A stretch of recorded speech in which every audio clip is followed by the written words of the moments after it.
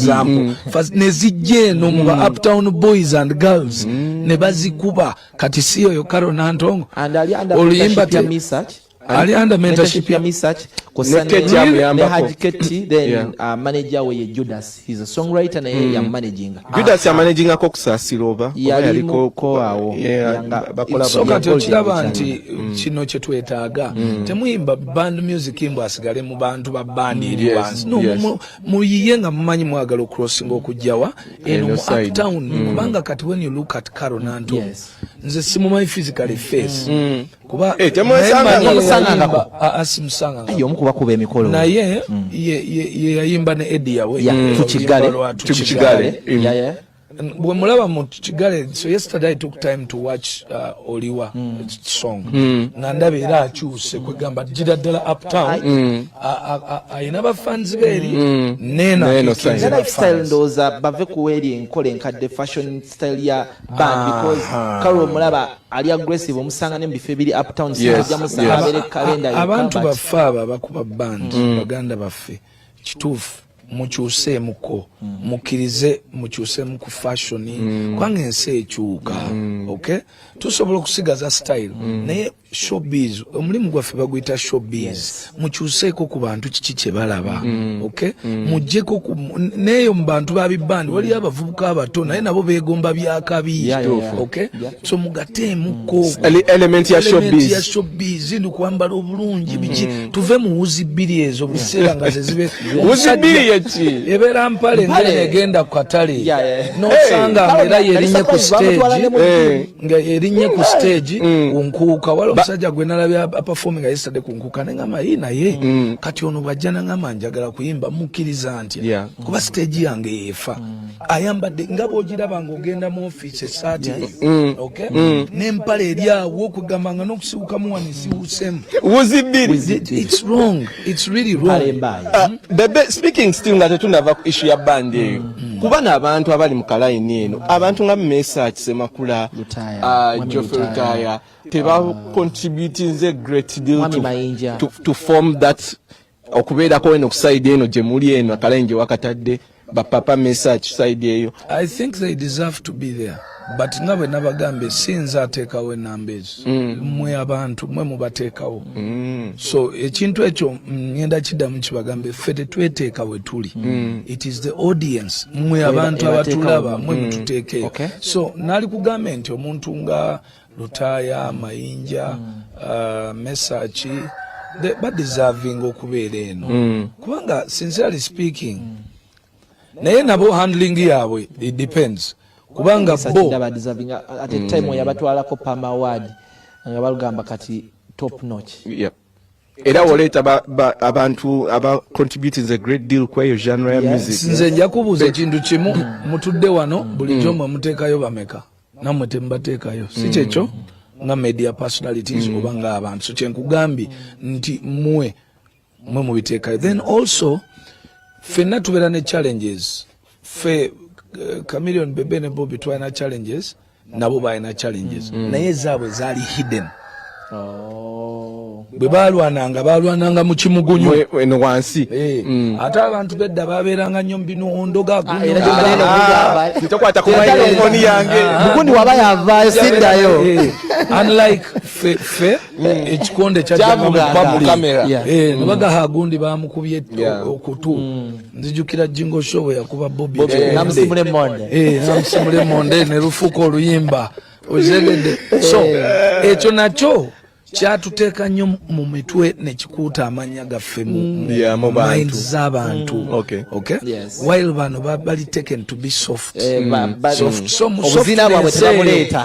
mu softness eyo kizibu nnyo bagatta mu giants tugende ku mimbi tugende maaso Shiba Karungi katono nnyo aleme kubeera ku list omwaka guno Shiba katono Queen atenga luli wa mucreditinga nnyo naye reason era ngamba Shiba's had a staggering year ndoza because of exiting the management which is understandable kubanga bikaluba kati alina kuddayo tategeera bigenda maaso mu nsi yamanyi kiki kyakukola kwambala bulungi kola music simanyi oba Shiba yatandise okugenda ku radios ne TVs okukola emikwano buto, because that's what matters.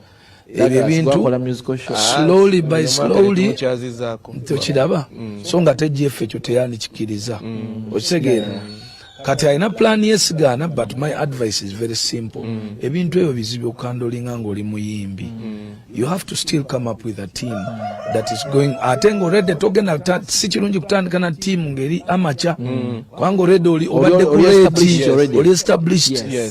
Weetaaga okufuna abantu nga already balina their base of contacts. Naye era alina be yamuvinga nabo Dirisa yali side eri n'amuvinga naye. Then tebabadde active bulungi, because mwenna mukiraba nti power ya Shiba ekoze eki esaze clearly. Esaze. What wali one last year? Era mwaka guno I can only recognize by Ramos. Ate nalo nadde siru. Waliyo ne muwomya Bebe. Yakola ne Saha. Era ne tuba tuli ku stage abantu oba nominating. Naye ku list okwo terujja kubanga last year just mulogera ko it is just like another good song, but not a song that is worth being on this list. What wali wano last year nga Bebe Cool we yali akwitinga Shiba yagamba ati Shiba one, she's very good, but competition abana jabo bwala jibali mu motekako eyinza obutamuleka kyekimu. Is it the same reason? Antikati, to make matters worse, nava management. Okay? Management babera n'ebintu bo bye balaba. Ne babira ne bagamba kyaze kati gundi tasobola kuleka kyaze mutwala Jeff. Era olaba nti bwafunye ka grenade era kalesa nakapika tutututu paka ku top. Okitegeera? Kati power ziba za mirundi ebiri. As an artist, how good you are, then the manager how good they are. So today Shiba singa abadde nga bagundi badde bakoze bulungi beyagenda nabo Dirisa. Shiba yali badde asobola okuba mu position competing anazawi. Chogama in just 1 year manyi ago gasobola okudropping out. Tunula gwe kenyine on the industry ombulire. Tunula gwe mwenyini mu clubs mwatubeera. Yalina ko fear factor mbu muyimbi wa Jeff. Nedda Jeff aba yakola line ya distribution. Okay? Wesanga nga enyimba zikubi ajja n'ateekawo sente and you play the music. Okay? Yes. But today bw'owulira kizibu okuwulira DJ nga bakuba enyimba za Shiba nga bwe bazikubanga luli. Because alinga ku payroll. Management companies put on payroll. But DJs are on payroll to promote. So I can understand power bwesala mu mwaka nga omuntu ayawukanye ne gundi kiringa ne cha John Black when Gambi baba bazeeyo ku drawing board. Ne drawing board eyinza okujja ku chat n'okomawo later nga weeterezezza. So maybe nayenga one thing I can tell you still Kristen about Shiba, don't count her out. Kubanga Shiba aina character nge yange. Resilience. Ayo mukazi tapoa. She's a go-getter. I mean, I saw that little girl when she was a dancer. She even danced for me. Yagenda okulanga bana abadansa bamukoya. N'agamba kanchingire microphone. N'akingira microphone ng'ayimba bubi. N'amala n'atereza eddoboozi. Naga nti ku ddoboozi today Shiba mukazi mukulu naye era omulaba amenyekana okuzinza today nze I credit she came for reasons Bebe two shows actually two shows ku Serena then enkera n'abeera ne Freedom City gomanyi kati Freedom City yali production nga bola Serena naye production ya Serena n'okumenyeka no back akasa Shiba is above 30 isn't it? 33. Yes. Na yeseba kutuka. So give credit to Boyo Simujja. Achaliko kule. Number don't write her out completely because you will be shocked. Okay. Aja kuja inzo kujana damu na miraba wala. That's okay tugende ku messages wano. A1 PP says, I think Bebe Cool is doing great. He's growing the industry. I am waiting for unknown prosper. Sadiq Graham says, times change. The same with generations. I don't think there is a line, a difference of generation. Okay. Realist says, guys, I think we've been misinformed about Bebe. He's really good. I love his reasoning. He's such a free spirit. I hope new artists like Alien Skin are watching. Oyina side che. Oyo waliwo agamba Martha Mukisa akoza atya specifically, and waliwo agamba I love Bebe Cool's opinions on Odesh akola ku management ya Aroma yagambye no I like he's liking how you're handling everything. Hi Case, can Bebe Cool show us the statistics of his management list so that people don't think that he just compiles to have management. This is Nelson. No, I cannot show you those things because you will go and start harassing the people. Nebi no kubira gambira kubeba nteke kulisti. That's why we don't tell you. Okay. And then every year they change. Buli mwaka mmanya nteka tingenda wa Douglas, buli ngenda wa Gundi, buli njagala opinion ya Gundi. Like that. Okay. Let's continue. Waliwo nagambi kansubire oluyimba lwa Matthew Waluka Goro pia yalutadde mu bayita I love you. Eno iliza sirimba ze omanyi nkolera abantu kaiza kakola yezizele tugendera dagazeko yatugende Bebe Cool kubira so omuyimbi omulala akomeo Christia Faye Rickman. Oh yeah, Manrick. Yes, Manricky. Yes, Manrick Enjoyment featuring Eddie Kenzo. Enjoyment, but it is Manrick featuring Rickman. Rickman featuring Kenzo. That brings back Eddie into the system. Okay. Yes, and then also Hangover featuring Avion King. It's a good song. Now for Rickman sijamulu akonyo bawashila Ransonga. It seems Rickman music amukolanga just hobby. Yeah, tali nti otunya kunkola gyakolamu ebintu bye. It's a hobby. Music. Tali kuchala we yasinga promoting a big Nigerian artist. Anti chekulaga nti interest ya Rickman si kuyimba na industry. So ye bwakuba yakayimba kenga kaze is okay. Si muntu ali awo anonya bivulu. Ampira achagwinamuko. So but I just wish Rickman could have focused on because Mwali jukira yaliko ku list the one of the biggest songs era big club anthems omwana azikuba exactly. So I think Rickman think twice. There's a lot of money to make when you're so big in the industry in Uganda. Then the next artist these ones, the duo is new and it's worth it. I think this is Katale and Kando. Theory in music. Katale and Kando, also their song was released last year, 29th of December. So it really appears. Do Me. Jalimu December last year. Yes. Then by Njagala Mane. So these little girls, I remember seeing them. They were working in my gym. They work from there. But it is they're under a management. Babalundanga ente. Baina Street Ray and a team Bebani Ray boss Throne Music. They are doing a trend. Now Throne Music is doing exactly what is coming after Swang slowly. Because balunda abayimbi bano mu gym katinga the gym instructor is the same. Naye nga gym instructor ngamba kati boss wabo no bwala nkubidde agala mubulira amazimo baba akoze gym bayina still kubana abo otunya they are learning on the job because by incorporating the stakeholders abantu ababaddewo initially tebayimba bulungi nnyo bajja ku stage uliriza tenawandise nagambye the two young ladies are the female new entrants of 2022 with two fair good songs.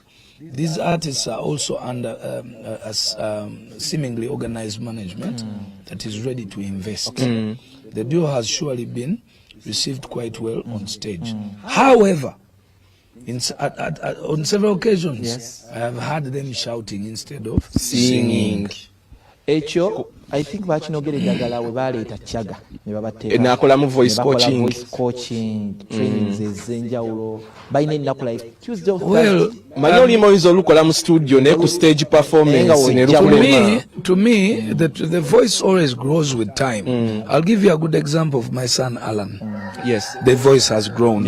It is getting better every time. Yeah. And when the voice is ready, the world will now start appreciating his music. Now, the problem now is to yes, it's okay to learn on stage because we all learn on stage. Now here the point is there's a difference between shouting and singing. To learn how to sing, you need to sing. However bad you sing, but sing. So my advice is quickly mkendeze ku dancing, concentrate on the voice. Then the voice gets an opportunity to work. Because it's also an art for you to dance and sing at the same time. But first concentrate on the singing. Because people have come to watch a singer, not a dancer. Okay. Then also akasembayo is you don't need to talk to people. Young artists, please stop talking. Pull up. Muli bulungi tugende maaso.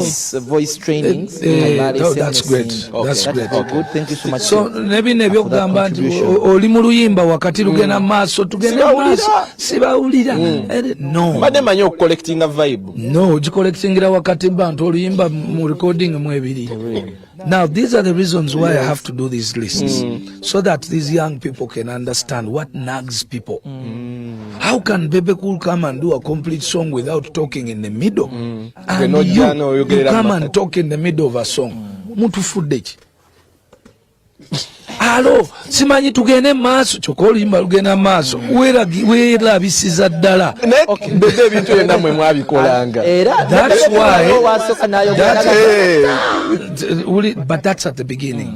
Now, that's why we found advice from audiences, and now I have to relay back the advice that was given, because nange music anyumiranga oluyimba oluyimbi bulungi nebo olukola 3/4 we naye nga tologedde n'olujjamu pool n'olupulling, but it has to be on program nti era oluddako ssaawa eyo tebagenda complaininga batandikirawo. Ate bino bye mukola ebya one drop ne mulukutula nga mwagala tuyimbe ne mulukutula nga mwagala oli obanyezali omutujja kikola no ebintu bya kisiro olina bikolako katono, but tosobola kuddira bantu bazze kusasula bayimbire ate gwe ne weefula nti balina kuyimba luyimba lw'olulamba bapimamu nti oluyimba lw'amaanyi pimamu akamala. Here is the kupimamu chorus time. Awe bakwemu wandro gwe notuukane mu baasi kati gwoba osasudde okulaba abantu bayimba nabadde nkulanga performing, people were singing along. Yes, it's okay. It's okay only once in a while in some parts. Opowamu sikyalubeerera thrown around the world a million times and no.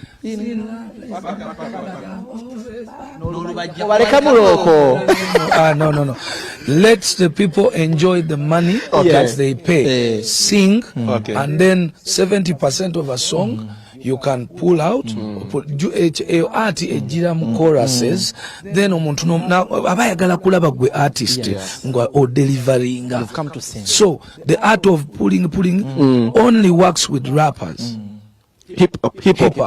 Navyo bani abo okitegera kati ya fefe shoyo yeyo no mutu rapper fefe kyakola oyagala kola kikyo kulaba gyolaga fefe ulira gisi rapper lindako fefe kyakola fefe bwabajjayo nja mwegendeze ekintu ky'omwana oyo ati we ali mwe kuwulira bigambo byakola byabayo so that musobole okuba enduulu. That's why apulinga. Naye goyinza okulooza nti apulinga mbu muyimbe no yaba passing a clear information. Six Swat Roger, DJ Six Swat Roger kubagambe kwebali, and silently the artists are picking up lessons. We hope for an improved 2023. The feedback is quite awesome. Neba ne big guy Cindy Samaji, but husband material, but dragam on a serious note, singer husband material tabako out tugenda kubako the East Uganda we are banning Facebook. Amekomera wadala. But Catalan Kando, I hope you picked on the advice and the management. It's genuine opinions coming in from Bebe Cool. The Sadiq Graham, okay, we got you. Ronnie, on web sessions, agamba, it is good feedback.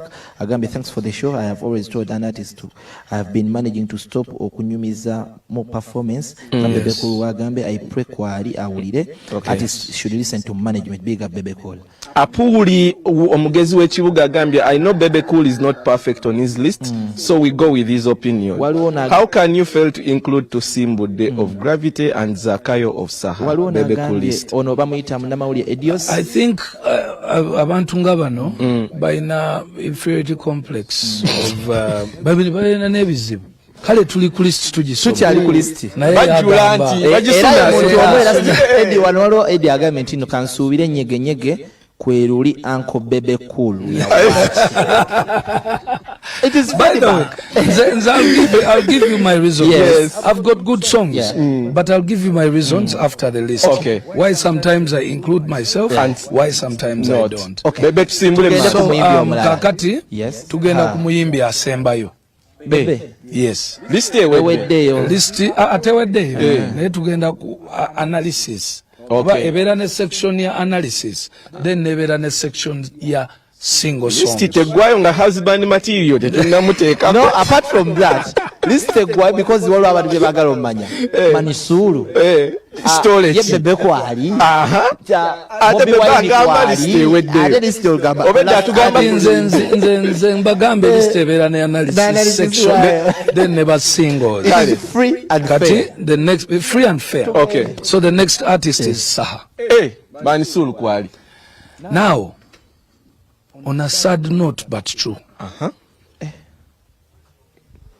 Saha should not have been on this list. Yes. And these are my simple reasons. Okay. Now, Saha is a very talented artist. He has proven because he has done hit songs. But for Saha to depend on a song by abusing a fellow artist, that means it is not the goodness of the song that made it hit. It is the abuse of the other artist that made it big. But first, do we believe? Meaning that the song is not good. Because if the song is good, it would have moved by itself. You don't need to abuse another person. Bebe. Now, there is a difference between beefing and abusing. Kwa wembali eno gamba Bebe Cool ndamwetwala kataala kasete teyakoma naawo nabikuutinga Baboon and Forest that was beefing. Now that was beefing. Kataala was that's where Bobby Wine suka ku line. That's why we got now the problem. Nojja noyogera ku bidandi, you go personal. Kati gwe Saha n'obulamu bwo nga bwe nkulaba onoonyereza oyimba ku maama w'omwana wange. That's personal. Bwe tumala line eyo ne bwe batusanga nga nfumisa ebiso, the cause would be you. Okay? Ekyokubiri ojja ku antagonizinga n'omwana wange akube. Era mwana ekyo kireeta obukyayi. Matayo gwe wamugamba oba yanyiga bunyizi Alan akola bibye. You all know I haven't touched Alan. I'll come to a time when I will have him signed on my record. He's a director, but I will have the Hendrik, the artist, sign on the record. But he's doing good, so that I can invest. Naye bw'ogenda personal ku bantu, don't expect to get cake back. Gwe bakuserving a cake olye. No, tekisoboka. The reason lwaki mbagamba ku luyimba olwo lwa Zakayo nti singa teyali Bebe Cool, kuvuma Bebe Cool terwalikoze. Lwansonga yate ennyimba endala nnyingi. Naye zolo kuba tavumirako Bebe tezaayitawo. Tewali amanyina lumu. But Saha is a great artist. That's what I said first. He's a very good artist. Good voice. There are so many good artists. That's what I'm saying. Lwaki yesiba kwekyo okuvuma Bebe Cool. Because the songs Zakayo lusokanira obaawo, but ogamba bino byadilibingiramu nga performinga. Let me tell you this. Leka kwefula muzibe. gundi tosobola kugenda ku events nga bovuma omuntu amakage omukyala mu luyimba lwaki tabikolera mu nyimba endala kati era yalikodinze n'olulala byagenda akola naye nso kugamba nti ebyo bikola lwakuba Bebe alinayo ba enemies abakubira enduulu ku ssaawa eyo naye unfortunately ba enemies era bongera kuziika kuba tebakubuulira mazima amazima baba bagamanyi okay Bebe Cool tosobola mukoonako omwekoonako n'ogwa siye muntu gwosobola obuzibu buno bwaveera ku listi byali ku listi but tekyali kya warning kyali kya kwogera ku drugs usage misuse of drugs okay and yet today as we speak era mwenna abalaba TV njagala mubeere very careful mulekeraho okuwaga kintu ekyo nakibagamba we lost radio mu bintu ebyekisiro mama ali akaaba mwana we yafa lwansonga muli bankwe bantu temubuli omwana Saha ali ku kitanda nasindisi nagambye abantu basatu ababeera bakuba pembere mbwe mbumiki simanyi muveeko benjaga ye mufuddo wakabi okuzimba ennyumba kati ennyumba nagisulamu ali mu ntaana nende kyamulwazizza drugs kati mwe mubiyite fatigue naye nze nga Bebe nakyogera because mbeera mmanyi mbiraba okay and my job again is to help and save whoever I can save okay this boy yayingidde omwaka ng'ali ku kitanda and you all know Sam Mukasa you need to come oyo mwana bw'anakufiira mu ngalo you will be responsible to answer to the public ne family eri yefuguma mama ali kusaidi y'omulenzi no matter what he does tata musajja watu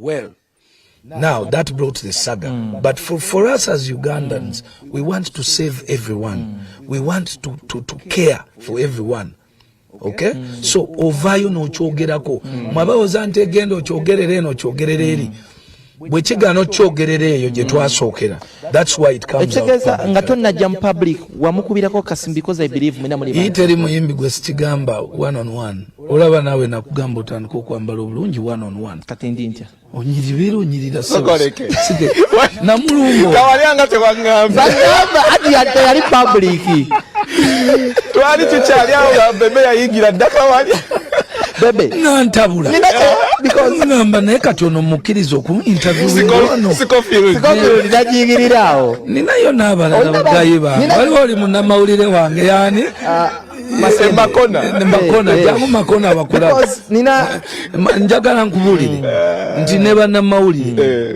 ono y'omukube nali nagoba nsimukiriza ku interview makona ng'abeera ng'omukyafu ninga ate akola omulimu nedda obuyonjo kyanjawulo tekyetaaga ssente okuba omuyonjo era katukulabirako naye katiraba makona asala zijini ezakayo mu t-shirt rasta njagala okubuuzaako about that song ne Saha wabadde mwaka mulamba ali ku muntu omu how has it affected you how has that affected your brand and why did you choose to go silent it doesn't affect Bebe Cool you're making a very big mistake I told you when you cross a certain line you only feel sorry for some people kubanga emirundi kati for example oyo musinga bafaani emirundi nga 10 ne bonna bamukyawa kyatamanyi bamukyawa ffe twagenda okudiscoveringa ne Chameleon nti we wasted a lot of our time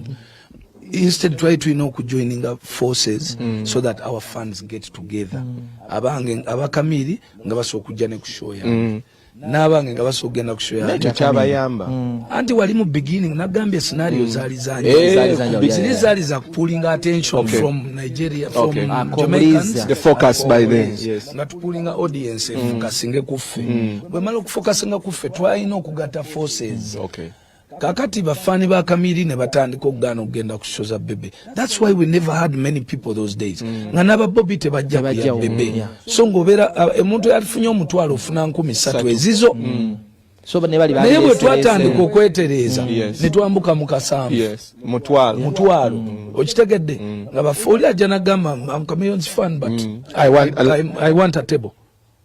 True. So these are the mistakes these young kids are going to make. Kati gwomanyi abawagizi ba Bebe bwebamanyi omuwendo buno kenyini bamugobye emirundi emeka Saha ku bivulu bamuga either yimba nyimba zo batuviire mirundi ebiri nga bamugirako ne microphones. Now what does that teach you after 2 years? Okay? And also you're not very sure whether you'll make it next year musically or the other year. So teweetika migugu gy'otasobola kugusa. Okay.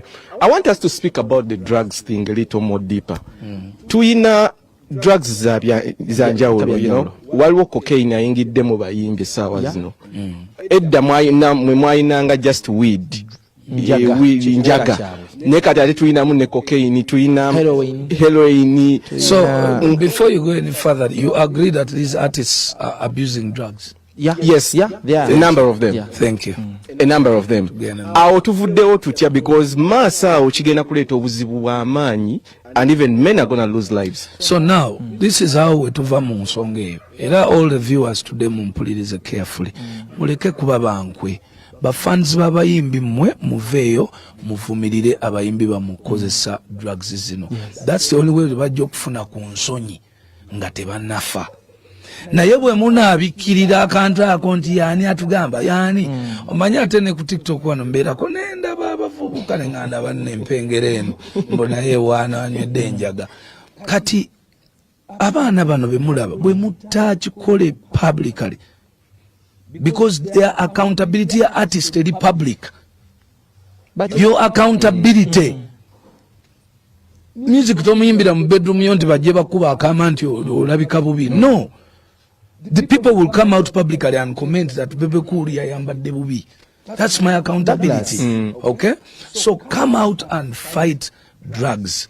Drugs are very dangerous. I've always been telling you people, muchitwala for granted.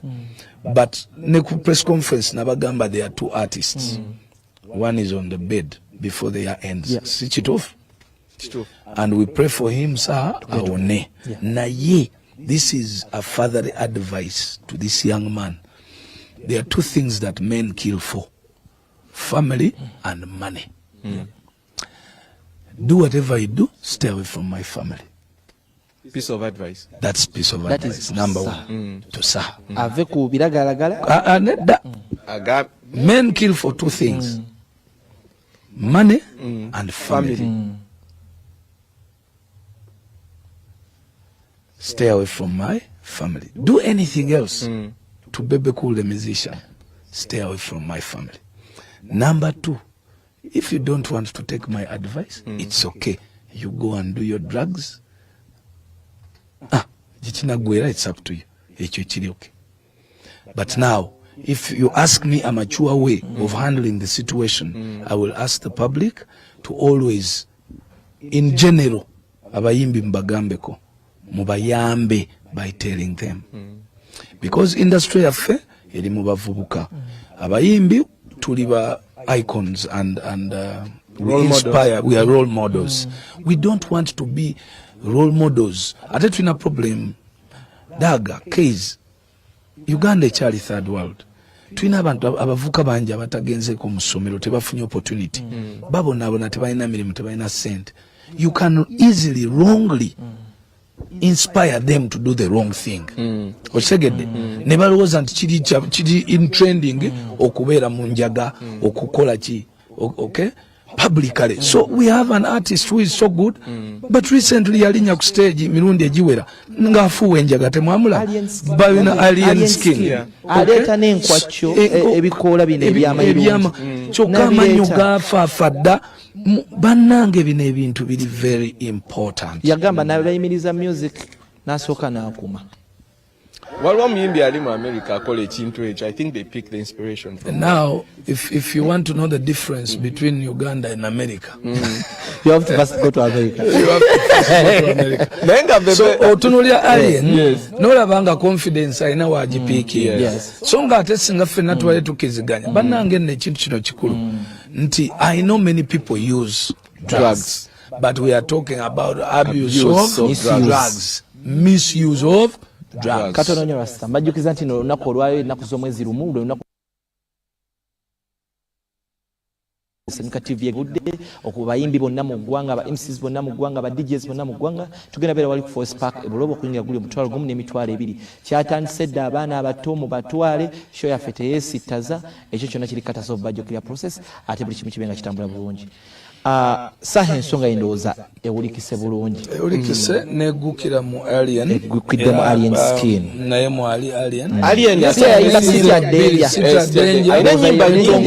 n'ennyimba nyingi but woba ofunye omukisa alien okuvaayo naye alimpa agwamu eyo docket rust uliriza bw'oba ofunye omukisa okuvaayo katonda nakusuulako akasubi bannange muyiga okutaking advantage of the chance you get ofunye okakisa obuyimba bwo butambula butandise okutambula ate gw'otaddewo kiremya agenda okukuba ttekoddeyo wa emabega so alien si mu bubi naye my advice to you straight nga Bebe kikubuulira suula akantu wansi kombakomberayo katona emabega enkwakyo leka mu nnyumba ate enkwakyo mbi mairungi go chamanyo banaye muba mulabika bubi temujja so competing naffe alien ghetto youth oba reflecting society ebe byakwekwasa teri muntu abeera mu ghetto atayagala kuva mu ghetto kugenda kololo buli muntu akolerera kusigala mu ghetto alimu abantu bakola ghetto president ngati ulira ekyo ekintu nze nakigaana sagala kuwulira nonsense abantu abali mu ghetto balwanisa government ebayambe bafuuke better kati goyinza otyokuga nti nze nwana kusigala mu ghetto ati akulaga ekiri mu ghetto nti you can make kye yakuliramu kwakyo Douglas don't that is encouraging and negatively encouraging these young people that's bad when you put up that option it is wrong omwana oyo twagala akole music afune sente agagawale aguleko mu kiwatule kololo naggulu ajjukize wala nga Bobby kati abeera magere ku eka 3 juzi nalaba balaga ekizimbe ettaka lyonna that's what we want to see ghetto boys come out of the ghetto tunulira Levikson Musuuza tunulira Musuuza okay ayogera ku bizimbe Range Rover biki this is what tunulira our best artist this yani Grenade.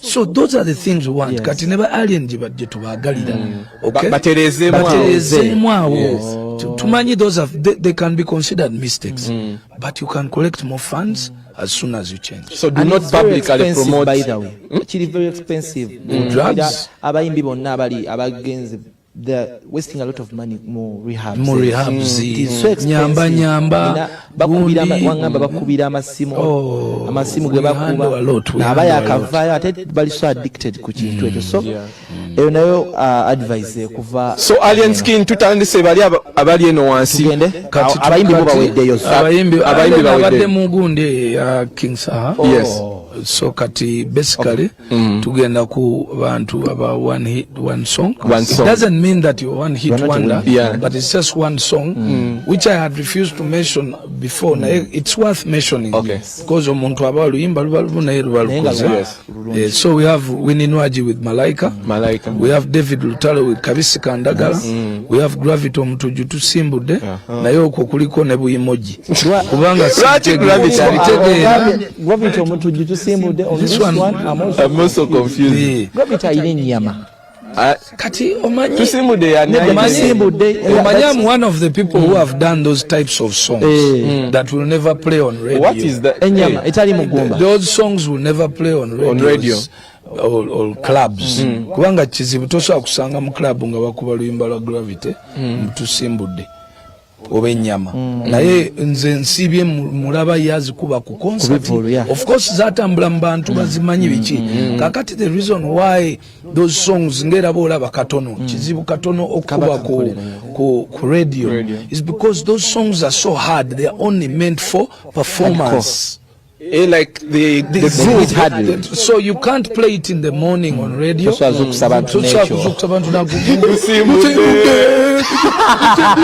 Why?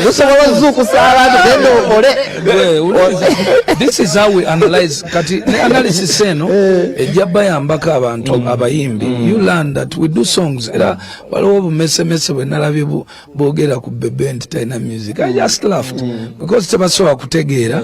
So I knew that I was going to answer back. Yes. Now, when you're going to choose a song to release a song, if you want a hit song, you can do you have to know that radios play from 6 to 6.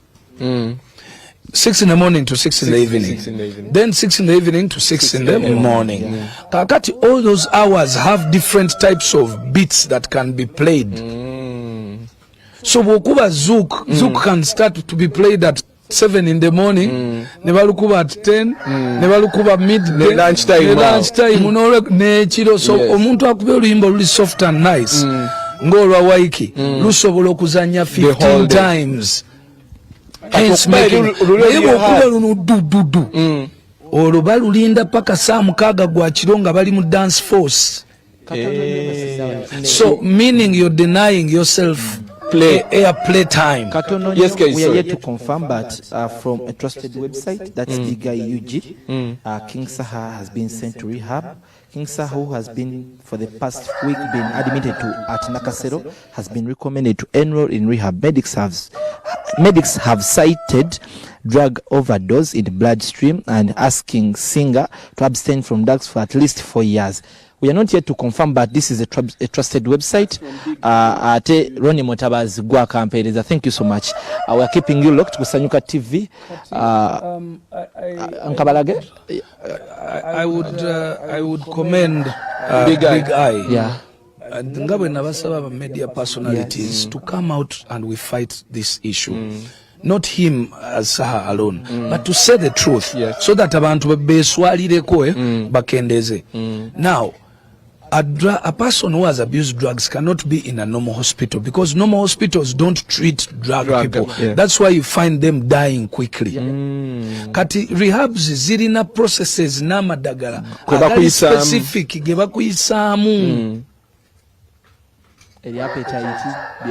Because baba balina okuhandolinga ebintu bingi, bahandolinga liver, kidney, pancreas, lungs, buli kimu bakyandolinga, buli kimu bakola check up yakyo kyokka, then ne bamanya how to take you slowly by slowly on. So that was what I was waiting for. Wow. For him to leave hospital, then go to a rehab, so that in the rehab he can be handled professionally. They handle the problem, the actual problem, professionally. Okay. So, twabadde ku Gravity Omutuju ng'otunyonyola tusimbudde. So mbadde nja ku Gravity Omutuju mpisawo message y'abayimbi to learn how to make songs that can get enough airplay.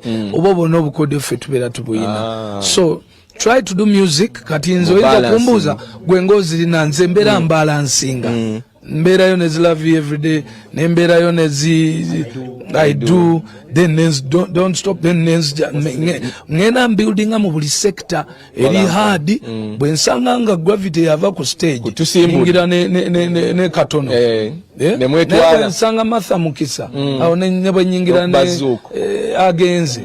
Okay? So depending on where I'm going. Okay. So those are the aspects.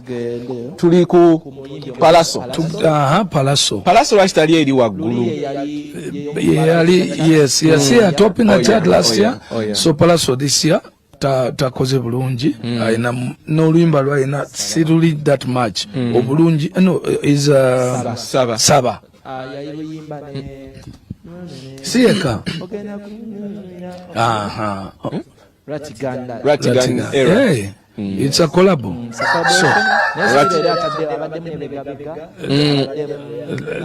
that also ekinyonyi kyange mukingobere kidde wali. Tulina faamu wano wanange. Kinyonyi kya ddiini ekimu kya imaani. Waliwo yabawadde ebirabo. So that power cuts.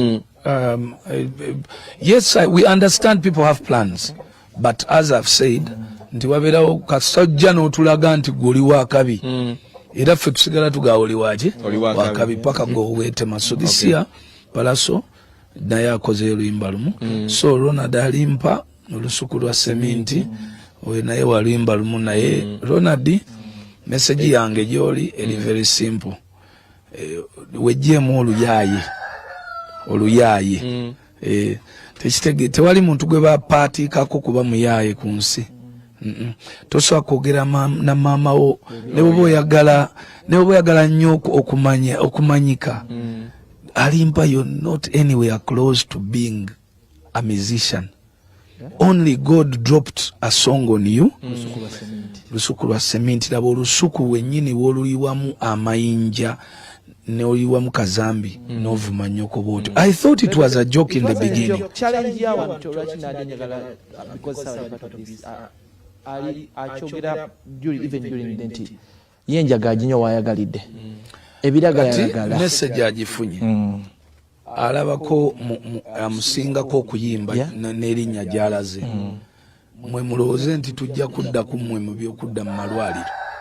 We all have challenges in life. Tulina ebizibu bannange tetugenda kuddawo nga tuddaawo obusente bwammwe bwe mulina butono. Wuyo oba kutomeddeko accident kamu oli ku kitanda oyita mama fiina onaamuyita ne kunjaga ye onaamuyitira myaka emeka. I know. So you have to be serious. Toyinza kubeerawo mu nsi nga golooza ojja kubeerawo kusabiriza olw'okuba gwolina ebizibu nga tegwe weeteeka mu bizibu. Abaana bano bajja kugamba nti temulina kye mubagamba. TikTok ebawadde amaanyi bakubye zi hits temubayambye mu kujja ne batopinga chats. Tebageza nako n'okulowooza nti balina ne we bali because they are broke niggers. They are broke niggers. Ebyo bi TikTok, Facebook tebina mugaso gwe gubibayamba okujjako okuba exposing ne tulowooza nti muyinamu kyokka poliisi bwe kwatira receipt ticket y'emitwalo 5 ng'okuba essimu guni nyambayo ekyetaano oba kutwala mu ddwaliro you can't even survive a single 2 days. TikTok teyambye music yono Bebe okujja eyamba ne don't misinterpret it nti oli wakabi gojja nze nywa n'enjaga TikTok celebrities. So that's why you see that internet manufactured artists. That's why you see they are not. It is difficult to consider them in the aspect gente kambasinga. Olaba omuntu era abyalowooza kale nti sibona naye olaba nti era nteeka mu comment ngeyo nga mmanyi omuntu alina okirowoozaako kati ekintu ate ne interview atunda ntunde ekintu ekisooka akola business ye gwagula gw'omanyi nayemba oba ya Bebe sigiguze ate kati ye business model ye yeyo those are okay things but it is very wrong. Kikyamu okugamba okulowooza nti ffe tujja kuwaana nze n'ekivvulu Canada mulaba nga akikola sisobola kukkiriza kuyimba kusho kwayimba kati ebyo bye ngenda otandika okukola. I ban artists on shows then never promoters balina okuyiga okuyamba abayimbi omuyimbi omugana ali kupangisiza naye sisobola kupangisa kulwensonga because of this ABCD then ne beddako abayimbi. So nga tumaliriza waliyo B2C obulungi bunuma. Lwaki B2C yeno wansi balina oluyimba olulala balina gweweka anzijjudde ku those are just small songs. But this was a big song. So they come under that. Something I want to clear now is because we're not calling a state of the industry address. But B2C olusi nabo si basanyufu naawe. Nze tebanteekawo kubeera musanyufu nange. Because nali njogerako because obayagamba nti banteekawo nze kusanyusa buli muntu. Sirasanyufu naawe in a way nti wavaayo ko back tewalina mu ggwanga. Eyo statement gye baayogera. First of all, I can comment on genres because I have the moral authority to comment. But it doesn't mean I can't do a promo song when someone has asked me to do a promo song or if I'm paid to do a promo song. So wavayo n'ayogera ebintu ng'ebyo kifuba sibiddamu kwalengedde buli mwaka mpya saagadde tugende n'ennugu anti bo baba bagirina baleme gireta abayimbi abo beefula nti bakolakola ebintu munaye bakwata kino ekintu nti boweefula avuma Bebe Cool or trendinga. That's a very big mistake, and I still warn you, young talent. I am protected by the public of Uganda. Don't make a mistake. because you're not proven, I'm proven. Osegedde shiringa kati mu Premier League Arsenal yagala gula muzanyi bagala mbaguza milioni 8 naye argument eriwo omuzanyi tali proven nti ku 8 ajja tuyamba okutwala ki Premier League kati kyekyo naye ate bwogula Zaha owa Crystal Palace ali muki mu Crystal Palace ebyo mpira tobimanyi ali Ronaldo yagenze kati kadama kati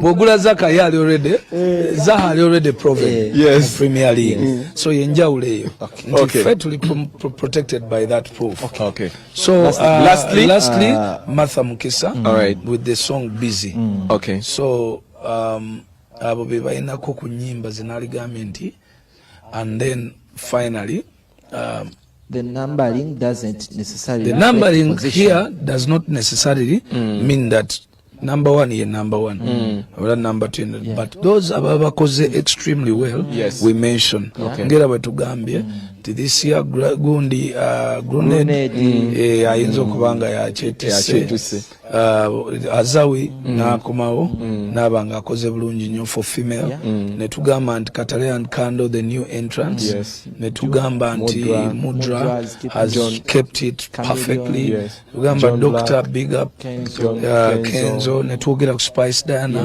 netugamba followings ekintu nga advice and things are working for her and by the way abantu bafa batulaba concerts tulina ebbiri ezo ezisookera ddala omwaka tulina Spice Diana ku 13th of 12 days from now abakyala njagala mugenda mu supporting Spice Diana kwegamba we need to support these women more to empower them.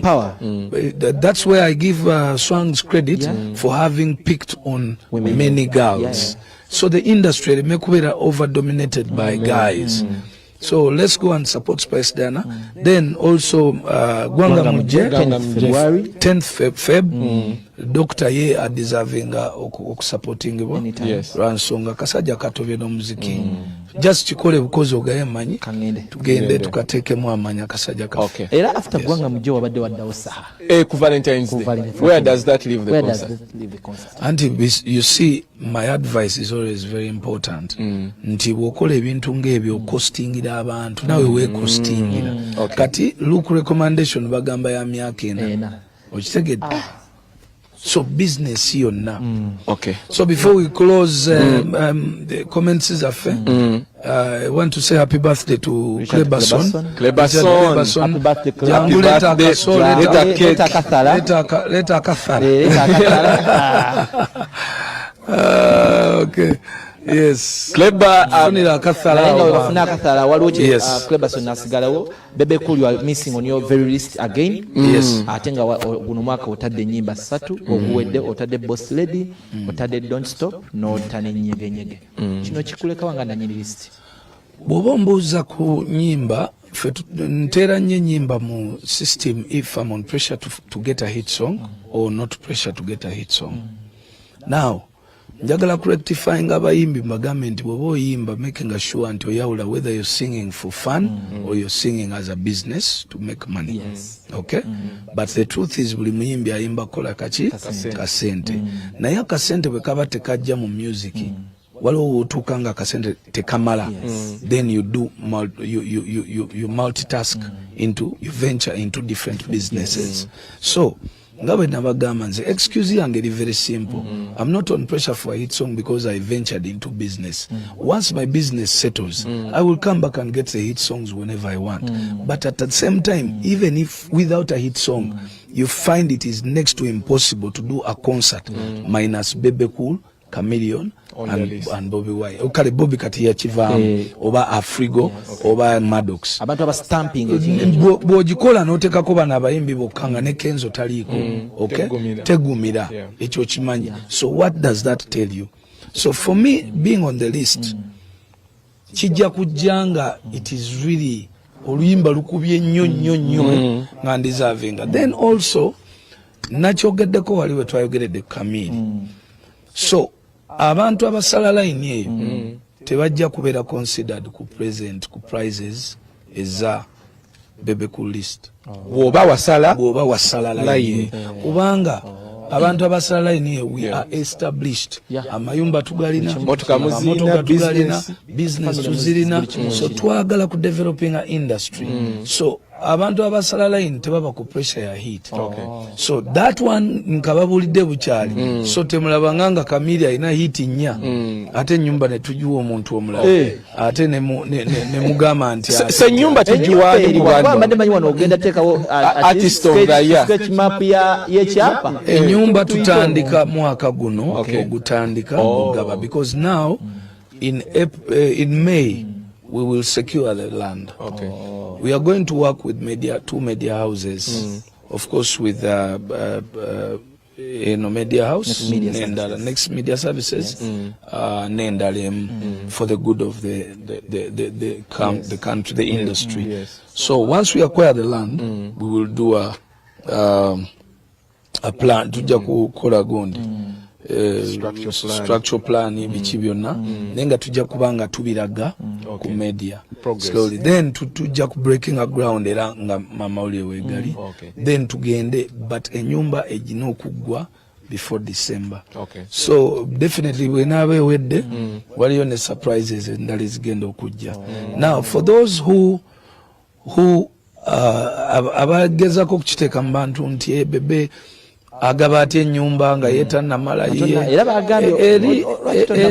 eri enyumba it is at my disposal wemanja gadde maybe kyemutasobodde gamba abantu mwali bajjukiza nga naye Bebe atwala ati abaana ebuyindi na spending a million 2-3 nga ate tanamala nju ngekyo tewakibabuuza ye kamera zino zenina za $50 aga Bebe agula ati kamera ebeera mu kisenge kye nga ekifulumu omulundi gumu omwezi n'atakola $50 aga is about 1.7 billion n'atamala nyumba. So endowooza zammwe zikyali so petty, reasoning capacity is so petty nti mmwe bizibu mulaba byammwe ng'abantu temwagala kulaba kuyamba bantu balala oyagala obeere nga gwali obulungi. No, nze nina reasons zange lwaki I feel comfortable to give out a house because I'm now capable of having any number of houses. Sente zivudde mu nsawo ya Bebe Cool? Sente ziva mu nsawo yange. Naye nga manyi nti no later on Auntie, this is what happens.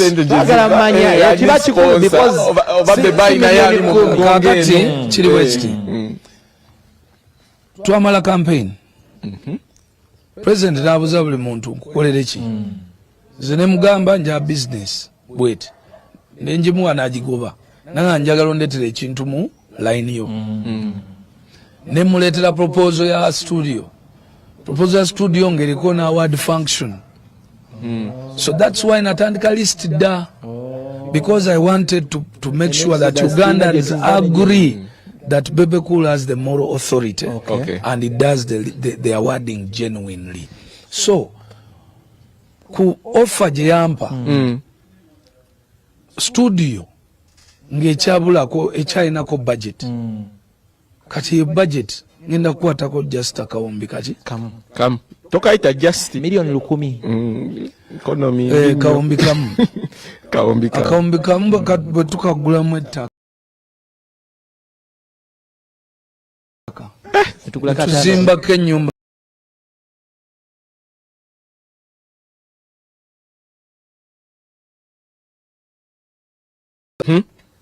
buli mwaka tuzimbako ki then nonye ba sponsor nga ba hardware wa telecom nonye ba sponsors nga ba furnishing aba paint bani nga ba obulango ku media next media and they will come on because they all love tubadde kwa so that's why neuza logic y'abantu abagamba tekisoboka bobongo butono butyo obwo. So anyway, kale, let's watch this. Happy birthday, I wanted to pick Bebe Cool's mind engeri gye twabaddeko ku after 5 nga discussing ebbaluwa ya AGRS mwaka mpya financial year. Nali njogerako ne mwami Bossa n'angamba nti nno batunula industry eno erimu kukula by 130%. But nga bakatuta first quarter bakola 26 billion nga ze collecting. What is your take upon the entertainment industry stakeholders having tin numbers and okubeera nga babaidinga n'okuba basasula omusolo? Your genuine opinion to Salekeke? Well, my genuine opinion is every citizen in every country needs to follow the rules and regulations of that country. They are not designed to oppress people, but rather organize people so that also government can plan for the people. Government cannot plan for you if it doesn't know you exist. A mistake is soka.